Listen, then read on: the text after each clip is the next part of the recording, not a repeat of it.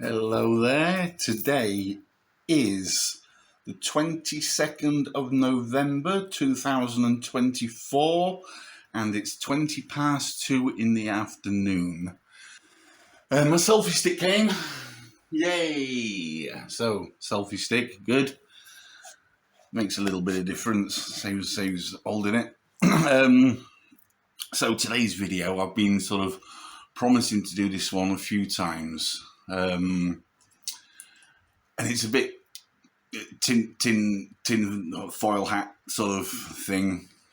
What's real, what's not real, conspiracies, and it rolls around that. Now, I mentioned it a few times. There's a bloke called Simon Dan that does a anti-flat Earth channel called Simon Dan, and there's another bloke called Creaky Binder.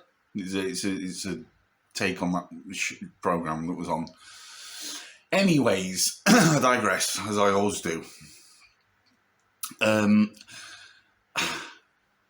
It's hard to explain. I'm not a flat earther, but there's something out there that's not right.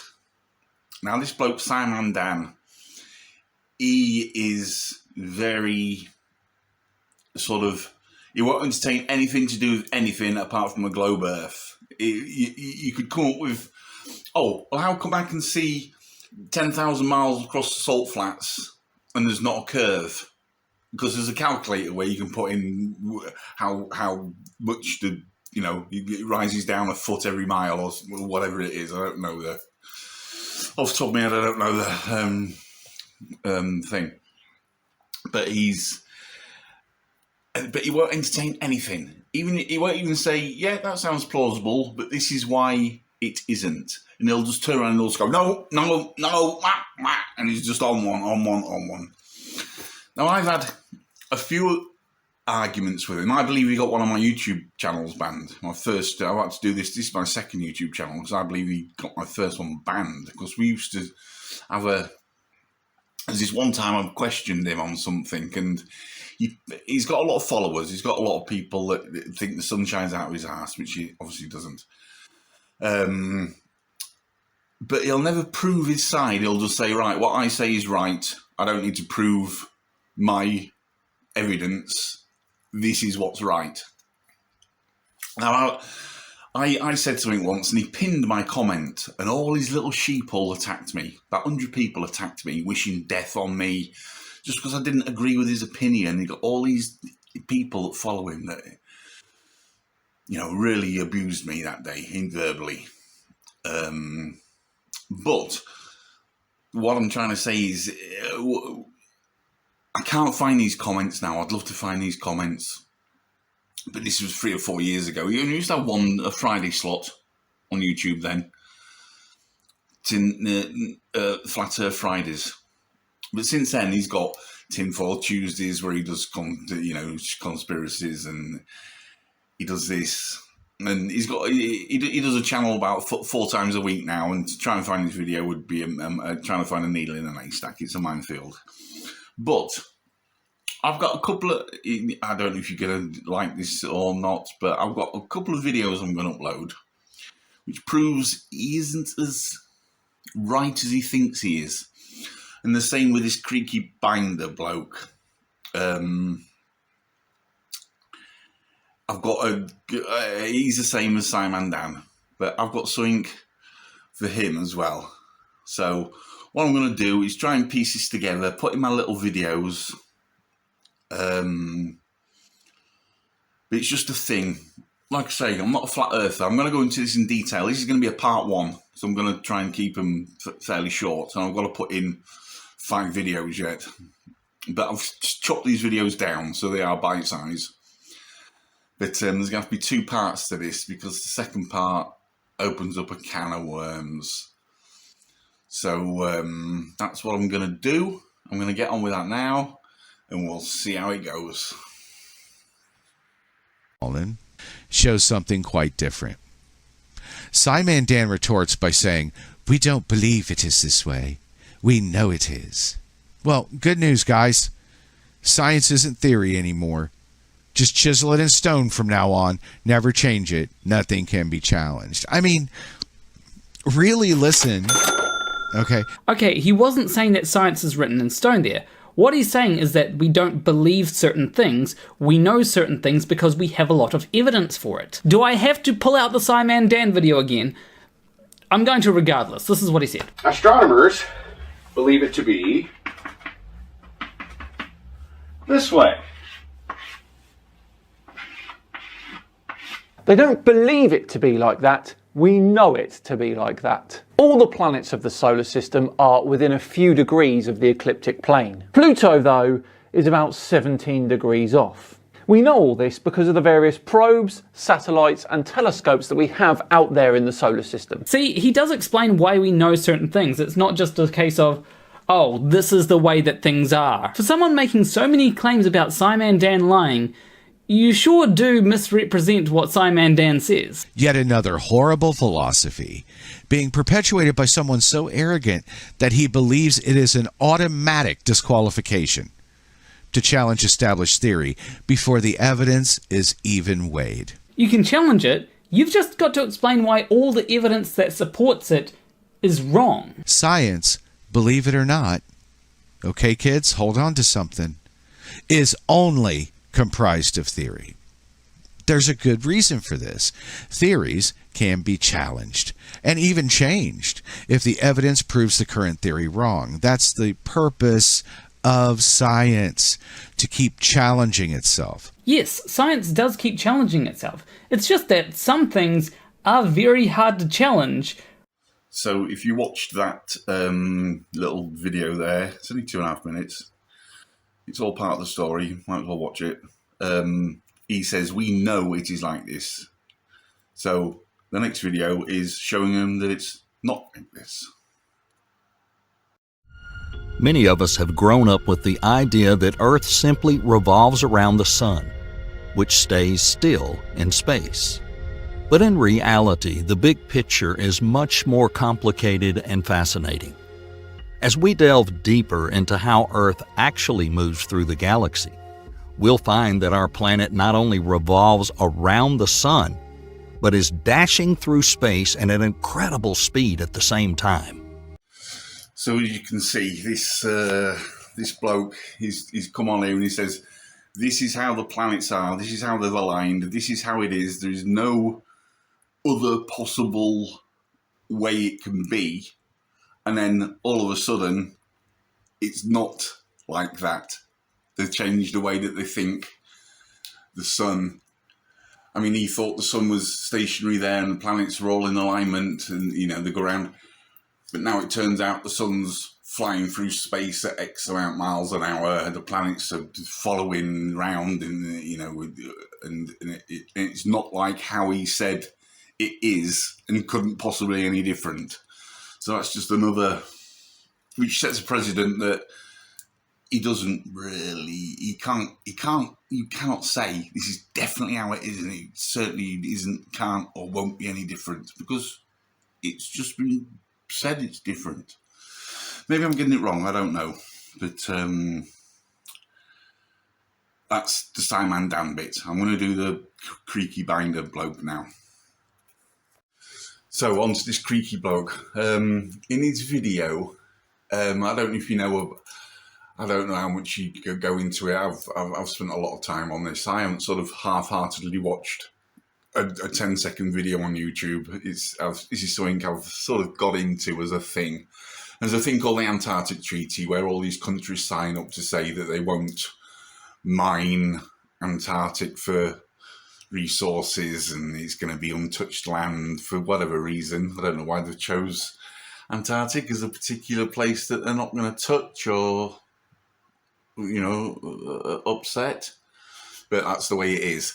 Anyways, there was this bloke called Admiral Byrd, and he went Operation High Jump? Anyway, he went on this mission to Antarctic, and he came back with many stories.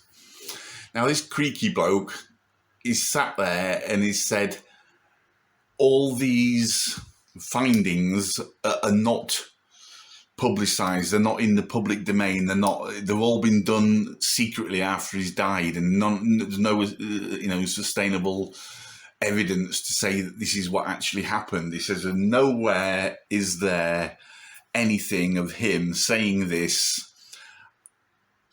like to the public, because it's all done in apparently secret. It's all written in secret diaries, and it's all secret, and like that.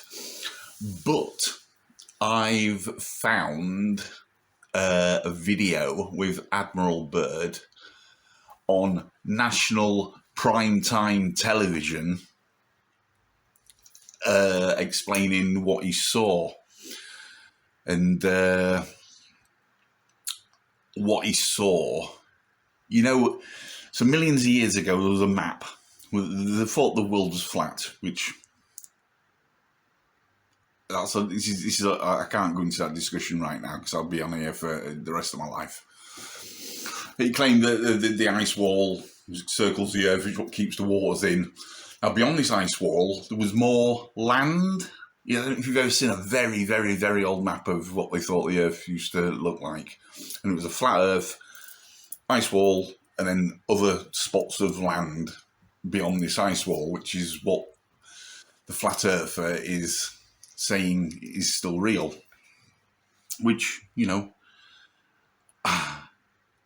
hard. It's hard to convince someone of something different.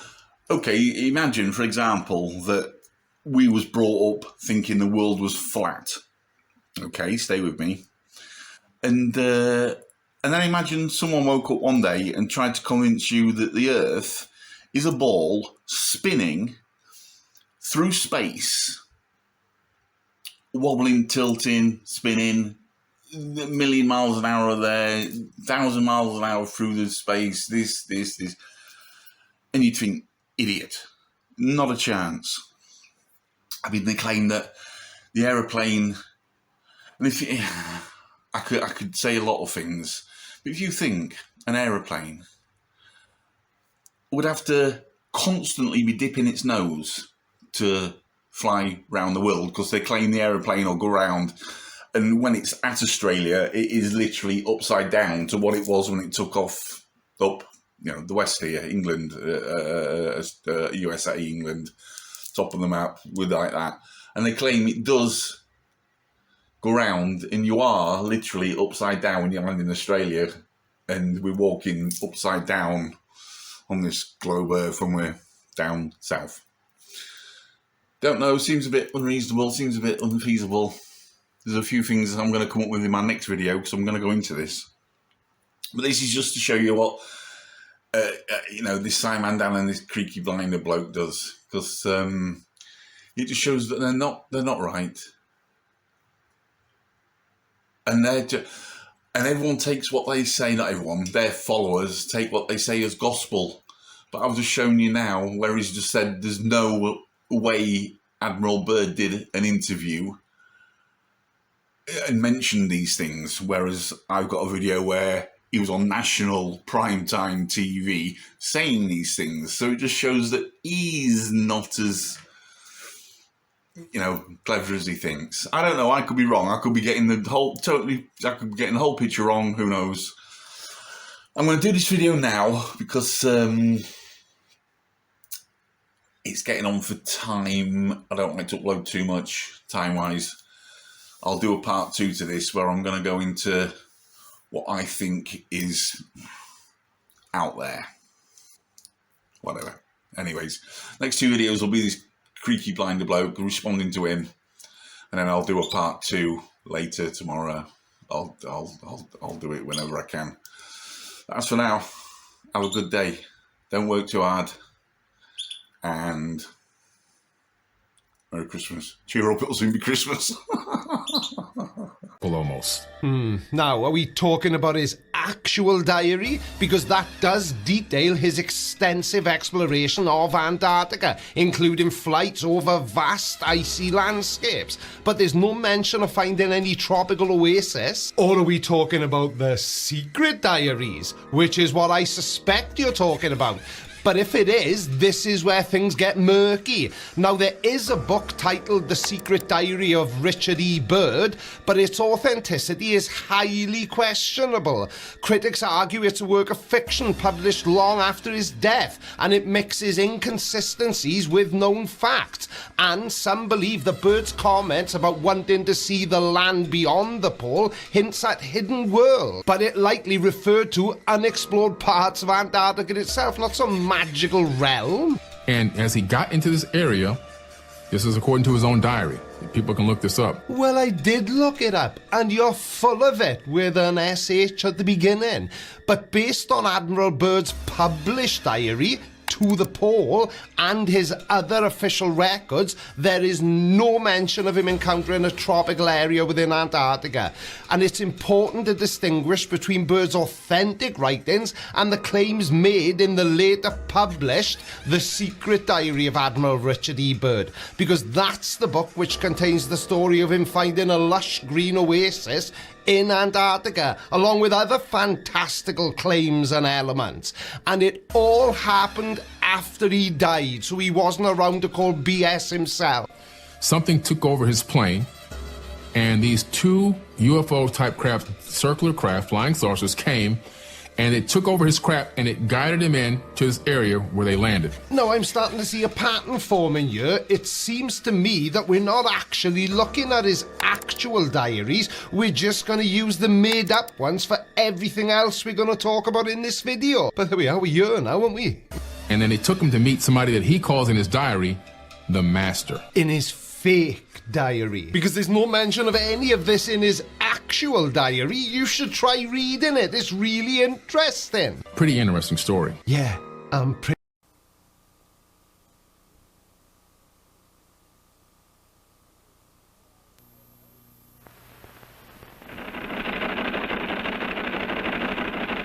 It's time for the Longines Chronoscope, a television journal of the important issues of the hour, brought to you every Monday, Wednesday, and Friday. A presentation of the Longines Wittnauer Watch Company, maker of Longines, the world's most honored watch, and Wittnauer, distinguished companion to the world-honored Longines. Good evening, this is Frank Knight. May I introduce our co-editors for this edition of the Longines Chronoscope? Larry Lasser, CBS News correspondent, and Kenneth Crawford, National Affairs Editor of Newsweek magazine. Our very distinguished guest for this evening is Admiral Richard E. Byrd. The North Pole used to be a no man's land, but these are the days when, by buying a ticket on a commercial airliner, you can fly across the North Pole and drink a cocktail at the same time. You know, only 60 or more years ago, about 35 years ago, our guest tonight found out whether there was any land north of the North American continent. He made that first discovery flight, and I must say that Admiral Byrd, our guest tonight, is not only our greatest living explorer, but he's been an inspiration to countless Americans. Admiral Byrd, you've been to both the North Pole and the South Pole. Is there any unexplored land left on this earth that might appeal to adventurous young Americans? Yes, there is. And not up around the North Pole, because it's getting crowded up there now, because they find out it's really usable, not only to live in, but militarily. But strangely enough, there's left in the world today an area as big as the United States that's never been seen by a human being. And that's beyond the pole on the other side of the South Pole from Middle America. And I think it's quite astonishing that there should be an area as big as that unexplored. That's a tremendous So challenge. there's a lot of adventure left down at the bottom of the world. Well, Admiral, do you hope to see that? I do. Well, Admiral, Yeah. would you say that since you've been to both the extremities of Earth, are these expeditions to such far-off places, are they getting easier because of modern techniques, or is danger still close at hand? Well, it's a little risky, but nothing like it used to be with the old slow planes and the small cruising radius where we had to put down bases. We replaced the dog teams, and of course that was a big improvement.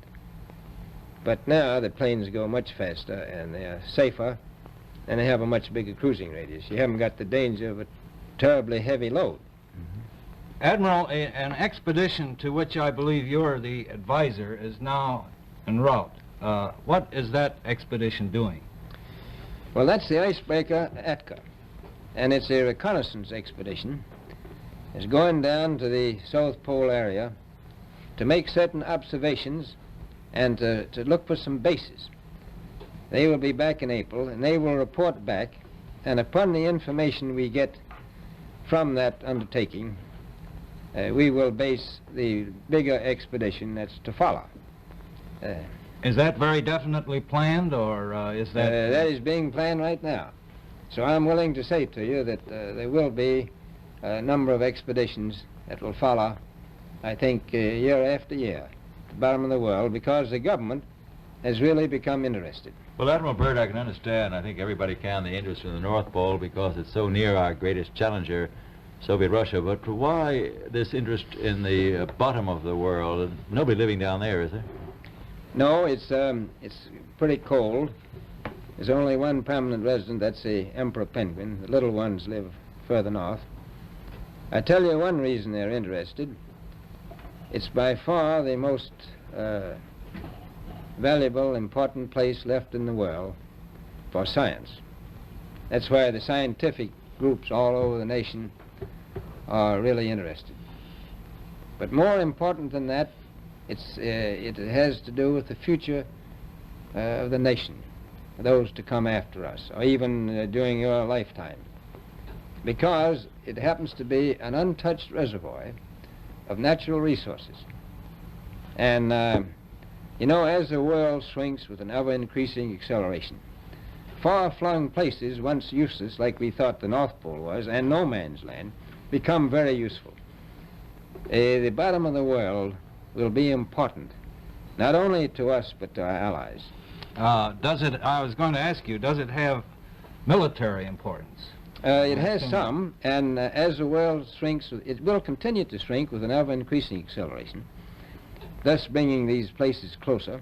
And in the future, I can see a time when it will be very, very important strategically. Well, has the development of air power increased the strategic importance of places like the oh, very much Palmer so. Peninsula, we'll say? Very much so. Even now, if anything happened and we lost the Panama Canal, we would have to control the islands just north of Antarctica, which are part of Antarctica, then between there and Cape Horn. I've heard it said that there are 7 continents in the world, and one of them has never been seen by a woman, and that's Antarctica. Is that actually true? Well, if the Palmer Peninsula is an island, as far as I know, that's true. No woman's ever stepped foot upon the Antarctic continent, and it's the most peaceful place in the world. Well, I'm sure that won't last very long. I understand now that you're working with the Arnold Bread Company in charge of frozen foods. Now, is there any future for frozen foods down these frozen extremities? Well, I think the human race can be helped by that. This was thought out by Dean Arnold, who's, in my opinion, a great humanitarian. He learned that we went down there after 4 or 5 years and finished a meal that we had left there on the table when we had evacuated Little America. Everything was perfect, including the bread. So he got the idea of this frozen bread, and already he sent some to Europe, and it worked very well over there for some of the starving people. So you can store it down to the Antarctic, and against the lean years, and you wouldn't have any people in the world really starving if you did that. Yes, in the event of an atomic war... You'd stay there forever. Admiral, you speak of the resources of Antarctica. What are they? What are the natural resources there? Well, we've found enough of coal within 180 miles of the South Pole in a great ridge of mountains. It's not covered with snow, enough to supply the whole world for quite a while. Well, that's the coal. Now, there's evidence of many other minerals. We are pretty sure there's oil. Now, that coal shows the bottom of the world. Now, by far the coldest spot in the world. Where that coal is gets 100 below zero in the winter. Well, it was once tropical. So we think there's oil there, and there's evidence, probably uranium there. Is it any secret? Is there uranium there? That would be the only thing that would be practical to actually go after, I suppose. Everything else would be economically unfeasible, wouldn't it? Well, as we recklessly expend our resources, the time will come when we'll have to go after that stuff down there. Well, you know, I avoided what you said about uranium. I'm not sure about that. I don't want to have the world fighting over the Antarctic. And Robert, is there a competition among other nations to try to get information about Antarctica and possibly to secure some of these resources? Well, yes. There are now 7 nations very much interested. Russia is interested tremendously. That I'm sure of. Australia has an expedition down there. The Argentine, the Chile, New Zealand, Britain, and so on. Now, you can understand those people down there being interested because they live down there, the New Zealanders, the Argentinians, the Chileans, and Australians. And so we don't do much about claiming anything. Admiral, you make this sound a little crowded. Are there that many expeditions now there or en route there? Well, you know, as I said, it's the most peaceful place in the world, but I don't think it will be for long because of this intense interest on the part of other nations and this nation. Well, Admiral Byrd, are private expeditions a thing of the past? Is expedition and exploration, making expedition and exploration now purely a government function because of the tremendous cost No, I and don't think organization? so. I think down south it may be more or less a thing of the past, but not other expeditions that go. There's a lot of them go north now. This latest expedition now on the way is a government expedition, I take it. Yes, that's the government. Admiral Byrd, may I ask you, is there a great difference between the top of the world and the bottom of the world? There is. Now, the North Pole is the center of an ocean 10,000 feet deep. The South Pole, the center of a plateau, 10,000 feet high. The North Polar Sea is surrounded by continents that are slightly frozen. The Antarctic continent is surrounded by a belt of ice, frozen seas of at least 1,200 miles thick.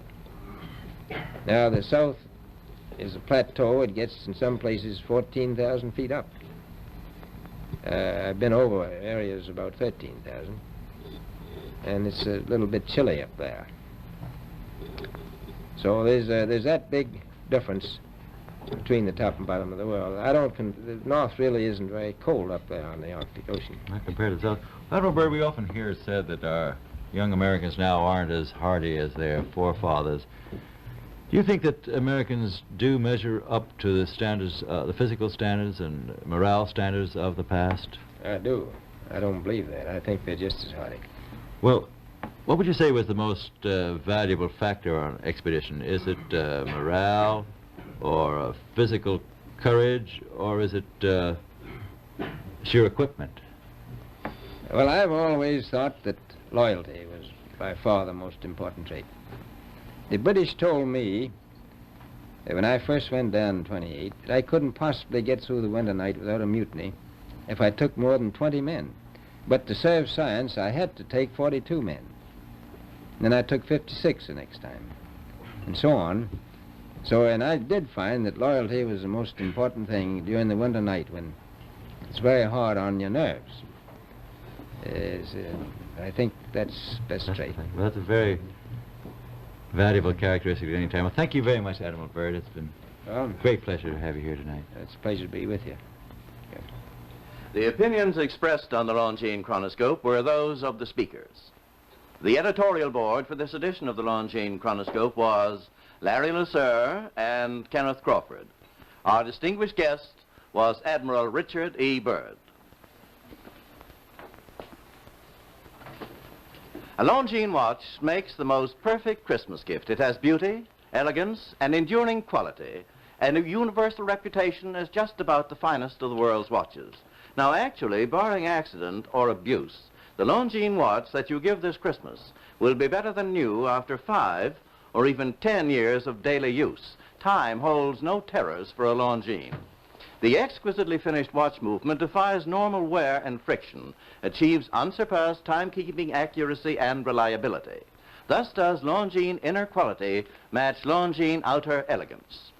Among the finest watches of the world, only Longines watches have won 10 World's Fair grand prizes, 28 gold medals, highest honors for accuracy in fields of precise timing.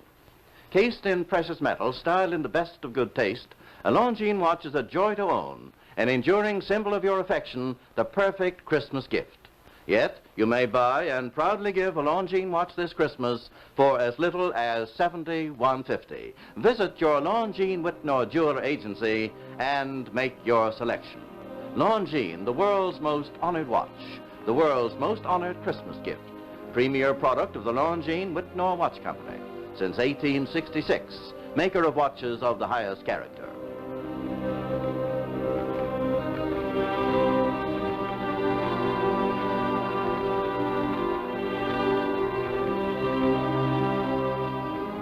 We invite you to join us every Monday, Wednesday, and Friday evening at this same time for the Longines Chronoscope, a television journal of the important issues of the hour, broadcast on behalf of Longines, the world's most honored watch, and Whitnor, distinguished companion to the world-honored Longines.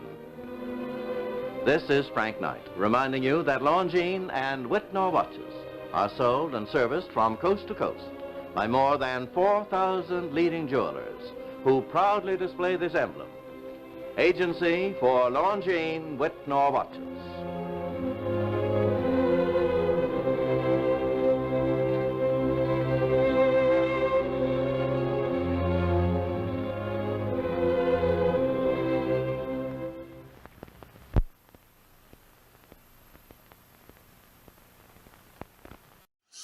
Like I say, I might got it all wrong, but that's kind of showing you that these people think they know it all, and they don't know it all. It's and that's Simon Dan. When you watch it like I do, you sort of binge watch it, you notice all the contradictions he does. Anyways, that's all that video. I'm not going to leave it too long. It's about 20 minutes as it is. So enjoy.